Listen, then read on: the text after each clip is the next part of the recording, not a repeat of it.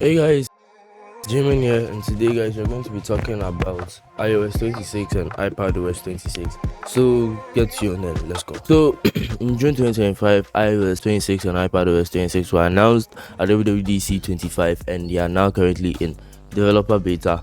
Are expected to release in July, the public beta to release in July, and a full release in September.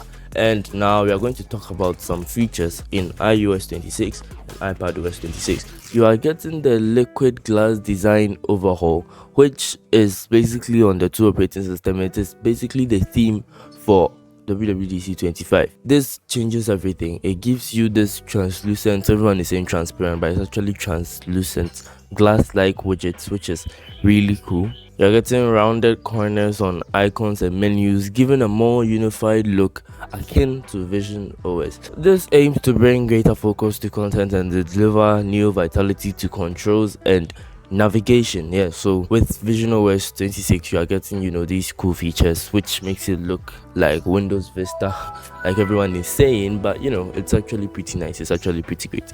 Then the next feature we're going to be talking about is Apple Intelligence. So Emoji and Image Playground updates. You are getting enhanced tools for creating images and personalized emojis with new customization options and potential integration for models like ChatGPT and different art styles. So yeah, you're getting some updates to your emoji and image playground, and those are basically the only things Apple talked about with Apple Intelligence. Yeah, the next thing we're going to be talking about though is live translation. Yeah, so with live translation you are getting real-time translation with calls. When you have a call you can get translation live, like how Google had that 7 years ago and then Samsung had it some amount of years ago. Don't mind the beds anyway, I'm recording outside. So yeah, that's live translation. I mean, it's basically what it says. It says you can see the b-roll on the screen. It's actually very nice. It's cool. Yeah, I like live translation. Visual intelligence with screenshots. You're getting this new system-wide AI analysis of captured content in screenshots for shopping, calendar events, and other information. Yeah, you can now screenshot. You're getting this new UI where you can do this visual intelligence stuff, which is basically circle to search, but like it's cool. Then you're getting this new Apple Games app. It's a dedicated app for discovering and playing games, offering recommendations, leaderboards, and live competitions with friends. And of course, you're getting live activities on CarPlay. Now, live activities can now be displayed alongside maps, navigation, and CarPlay, keeping you updated on things like flight timers and deliveries. Now, those features I talked about were the features in both iOS 26 and iPadOS 26. Now, here are specific top features in iOS 26. The first one is the overhauled phone app. So the phone app is getting its first major redesign in years, featuring a unified layout for favorites, recent, and voicemails. A new call screening tool helps you gather information from a caller before deciding to answer.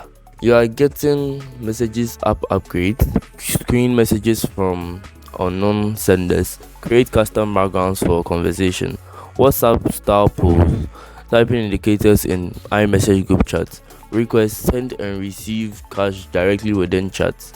And yeah, that's it for phone and messages apps. You see those things, I brushed on it really quickly because you've already seen those features in some other devices and I don't want to get into that. So that's that. Now you are getting this new streamlined camera app. So the camera app now has a more simplified design with video and photo capturing toggles front and center, which if you want to access other features you scroll past those ones and they just appear there. And then you want to see the full controls, you scroll up, you see the rest, which is pretty great. I mean, there are studies that say people only take videos and photos, they don't do any other settings, so it's great to have that. And then it's also great to know you can just scroll.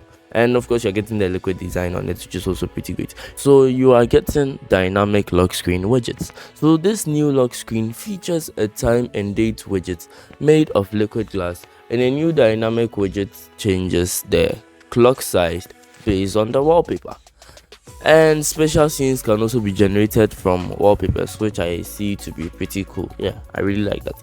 Yeah, so this is a feature that is kind of underrated, but I still have to talk about it, which is a digital passport. So you can create a digital version of your US passport if you're in the US, and the Apple Wallet app for identity at select TSA points for age or identity verification in apps, online, and in stores, which is actually very easy. So when you want to go somewhere that like you really can't check to find your passport, you can just take your phone, show them a digital version of it, which is cool. I like that Apple has implemented this into their new wallets app, whatever.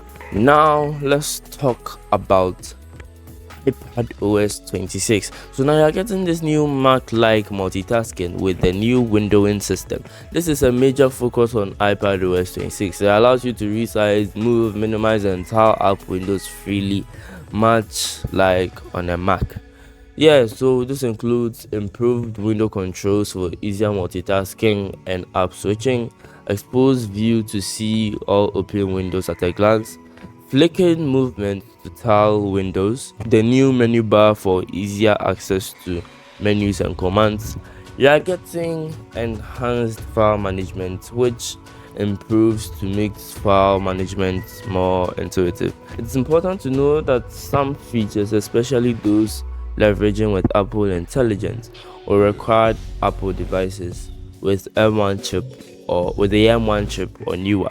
Yeah, so guys, that's basically it for macOS, for iOS 26 and iPadOS 26. It's really cool. I really like it. So yeah, that's it. This is Jamin. See you next time.